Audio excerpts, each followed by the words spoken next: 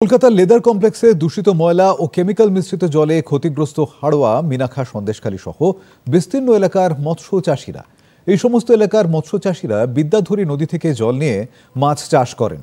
কিন্তু সম্প্রতি কলকাতার লেদার কমপ্লেক্সের দূষিত রাসায়নিক মিশ্রিত জল ও কলকাতার বিভিন্ন পৌরসভার দূষিত জল বাগজোলা খাল হয়ে হাড়োয়ার কুলটি লক গেট দিয়ে সরাসরি মিশে যাচ্ছে বিদ্যাধরী নদীতে। এর ফলে ব্যাপক ক্ষতির মুখে পড়তে হচ্ছে এই সমস্ত এলাকার মৎস্য চাষিদের। এই সমস্ত এলাকার অর্থনীতি নির্ভর করে মাছ চাষ ও মাছ ব্যবসার উপর। এই জল পরিশোধন করে নদীতে ছাড়ার দাবি জানাচ্ছেন মৎস্য চাষিরা। মাছ জন্মাতো বাগদা, ভেটকি, তারপরে বিভিন্ন ধরনের যে মাছ আসতো না, মিন, ওইগুলো নষ্ট করে দিচ্ছে। আমাদের এই যে লেদার কমপ্লেক্সে জল ছাড়ার পর থেকে এইটা করছে।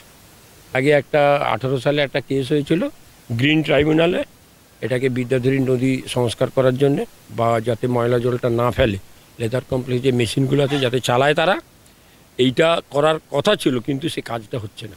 সমস্যা হচ্ছে এই কেমিক্যাল জল আমাদের এলাকায় ঢুকে যে মাছের ছোট ছোট ভিয়েনগুলো নষ্ট হয়ে যাচ্ছে, বা জল দূষিত হয়ে মাছ বাড়ছে না, মাছ মরে যাচ্ছে, মাছের বিভিন্ন রোগ আসছে।